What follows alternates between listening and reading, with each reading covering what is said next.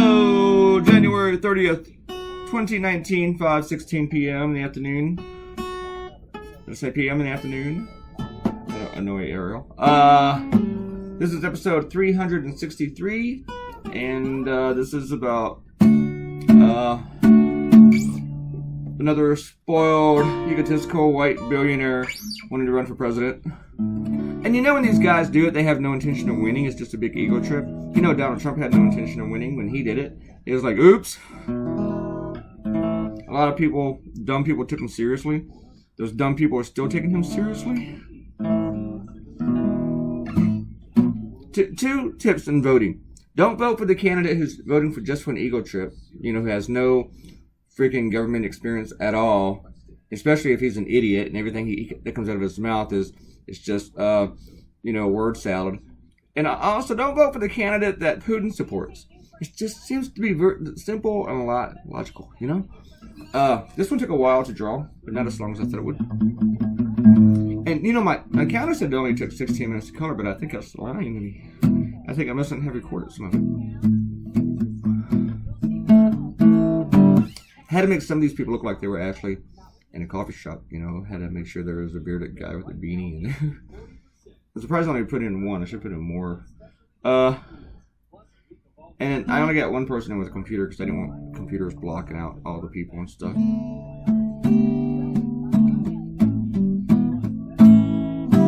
So I wasn't too sure about all the coloring in it, by the way it landed, but it must have done okay. I changed some of it up halfway through it, just so I know it took longer than 16 minutes. 16 minutes. The week is used it for their promo cartoon for the day, so that's pretty cool. And I like that I did something like this because this is like usually the kind of idea that I think is impossible for anyone else to come up with because I'm weirder than they are.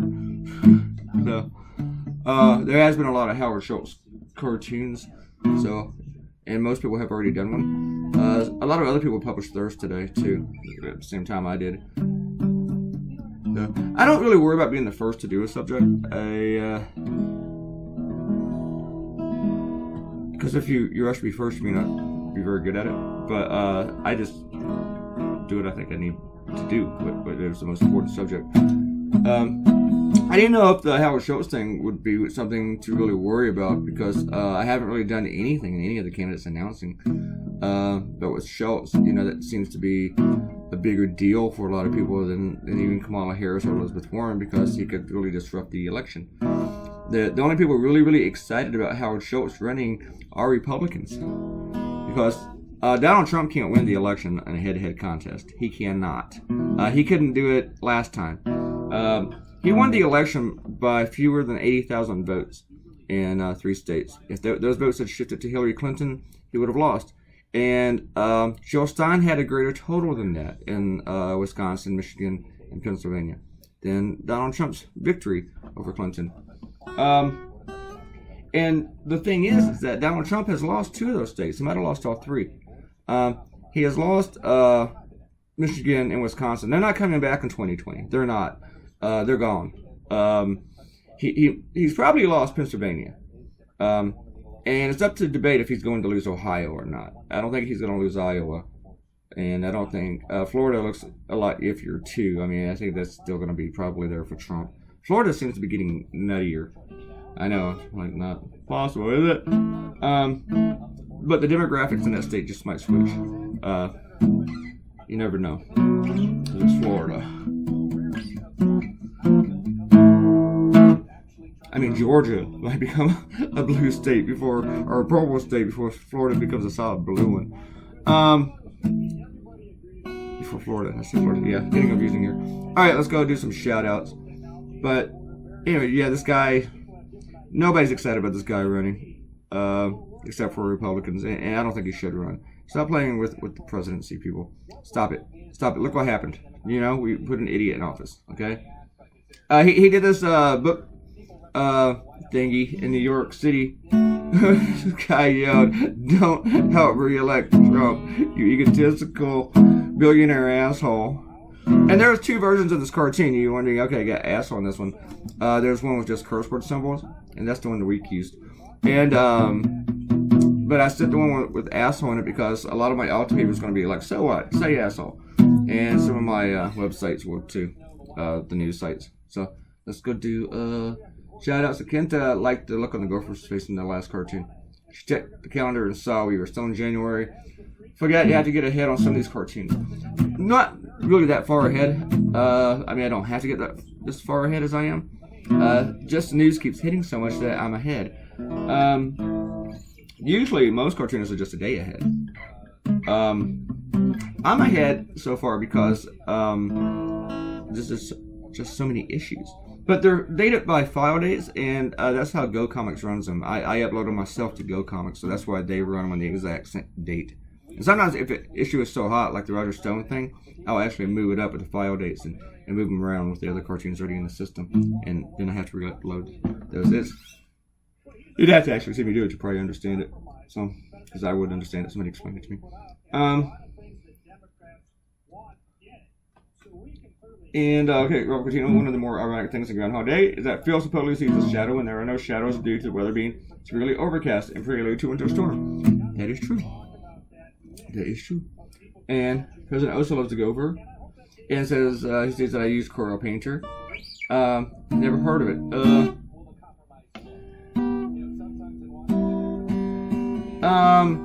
Yeah, it is Corel Painter, and I'm not the only guy who uses it for political cartoons, but a few others do. Nick Anderson probably used it before anyone else. I didn't think all this green helped, so I changed that green on the counter. Nick Anderson probably used it first before any of us, years before I did. And I think most political cartoonists are still using Photoshop, even with their tablets, whether it's an iPad or a Surface Pro. And to me, that doesn't really work for me. I wanted to do something that was more brushy, where I could blend everything and stuff, just like I was doing on paper. And I think a lot of people can use it on the other programs, but for me, Corel really worked best. There are still a bunch of weird bugs and kinks with it, but I think I figured them all out. I know how to get around them. I've been using it for, I think this may be like 3 years, I think. I could be wrong. Maybe it's 4. Let's check. I think I started in 16, yeah. During the run-up to the election. Robert Coutinho mentioned that hypocrisy is totally lost in Trump supporters. Hypocrisy, irony, humor, yeah. Errol says, actually agree with Eric Trump. We should blame incompetent politicians for the fact that Trump business hired undocumented immigrants, specifically an incompetent president. Yeah, except he hired them way before Trump was president. And she talked about rich asshole companies. Errol says that she felt like the press covered the fact that Trump businesses hired illegal immigrants a while ago. I think they only did it now because of the border wall issue. He doesn't want to look like more of a hypocrite while demanding American taxpayers' money. What happened was that it has come up before, but about a month ago, back in December, the New York Times, or was the Post, one of those two, interviewed a few of his employees who came out and said that they were illegal undocumented workers. And then Trump started firing them about it within a few weeks. And it went kind of like incognito with it. They were real quiet about it. But they were firing them basically all on the same day. And they had a list of them, called them all in. And then, of course, we didn't know who was who. You know, we didn't know who was illegal. But did I mention that they called them all in because they had a list? Yeah. So, yeah.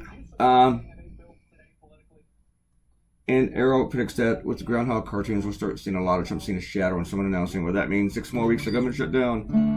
And probably we'll see a few of those. I think we'll see them every year. And Arrow just discovered DoorDash. Never have to leave the house again. He'll deliver everything, even Wendy's. I don't know if we have DoorDash here yet. I'm not sure.